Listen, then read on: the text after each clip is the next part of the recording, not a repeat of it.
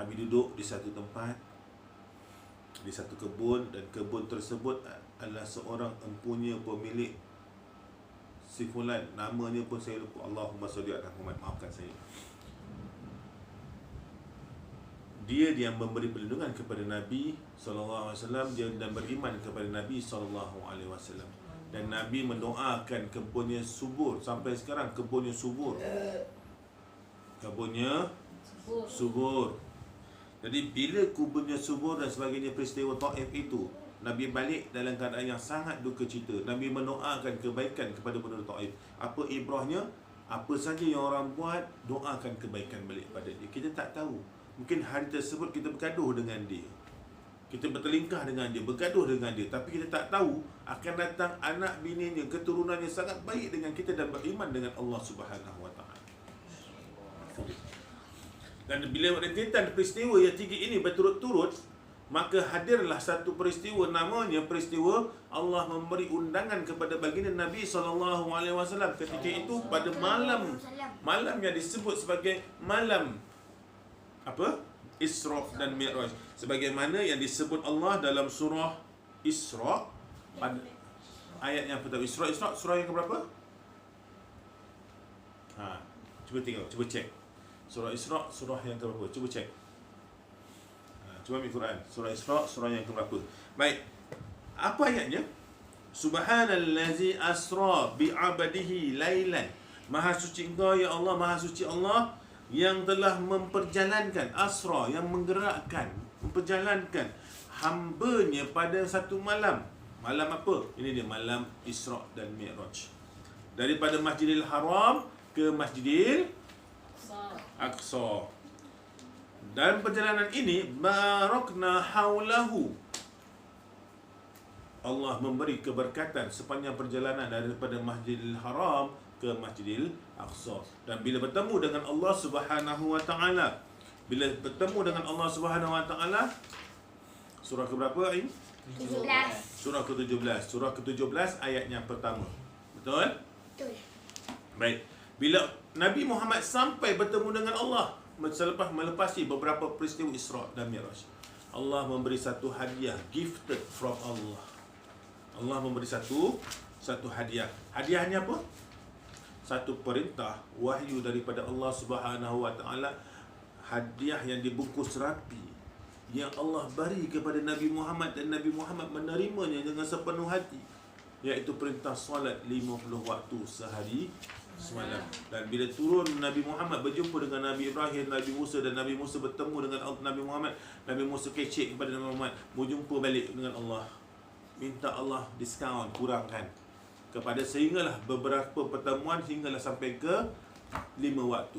Sampai 5 waktu Nabi Musa pun kata kepada Nabi Muhammad, mu kecek lagi pada Allah, minta lagi diskaun. Umat aku yang rajin, yang gigih tu pun tak mampu, apatah lagi umatmu. Apa Nabi Muhammad kata? Aku takut menjadi hamba yang tak bersyukur kepada Allah. Cukuplah 5.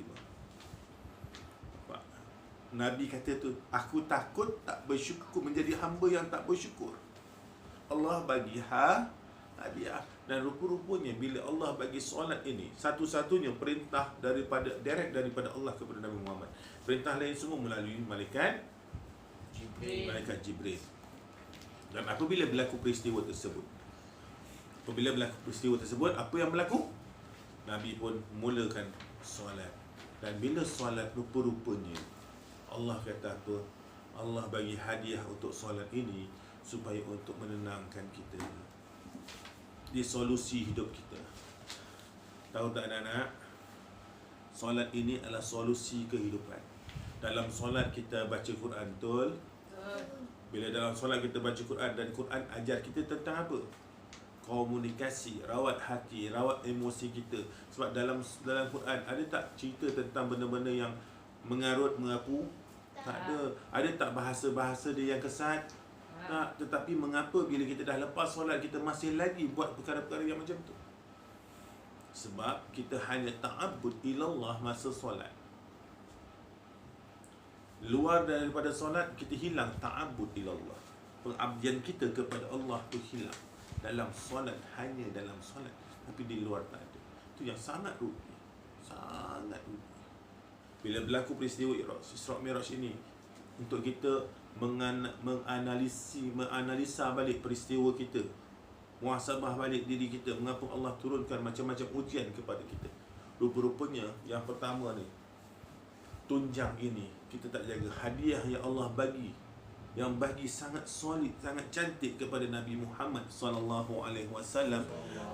kita tak jaga dengan baik. Jadi Tuhan punya pemilik kepada hadiah ini sangat-sangat murka. Sangat-sangat murka.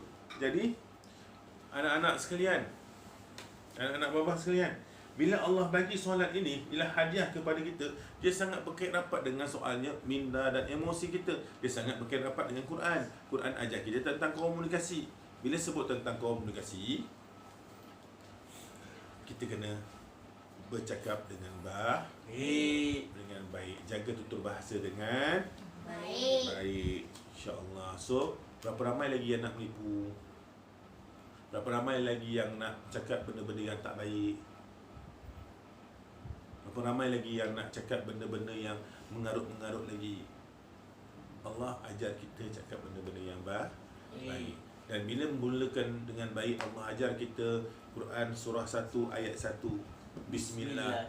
Apa saja mulakan dengan nama Allah. Berapa ramai yang tadi yang Baba panggil untuk kita sama-sama bertadabbur balik, muhasabah balik diri kita dengan peristiwa Isra' Mi'raj ni. Berapa ramai yang datang sini sebab Baba marah je lagi, sebab paksa. Atau berapa ramai yang datang sini sebab kerana Allah, sebab nak mengulang kaji, nak refresh balik peristiwa Isra' dan Mi'raj. Kerana Alhamdulillah. Baik, itu yang pertama. Yang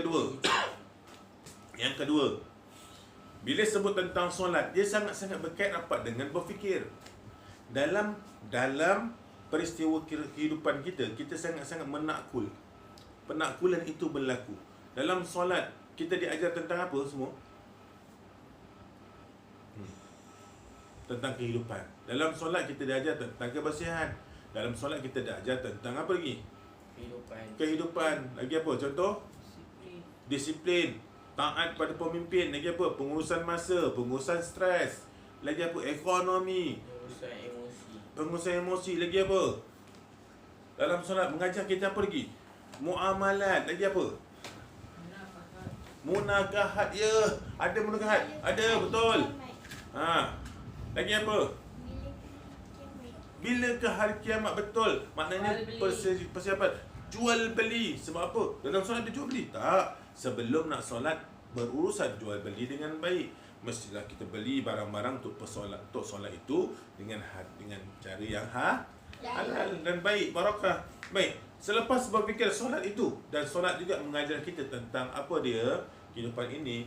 Dalam solat mengajar kita tentang infak. Berapa ramai yang dalam solat kita berdoa dan kita infakkan doa itu bukan hanya untuk kita, kepada muslimin dan muslimat semua. Sebab itu dalam doa kita digalakkan bukan baca dengan aku, tetapi digalakkan baca dengan kami. Bila kami, kita doakan sekalian makhluk yang ada. Itu dia. Ya. Dan sebab itu dalam solat, dalam surah yang ke-20, surah apa? Surah tu 2 ayat dimulanya.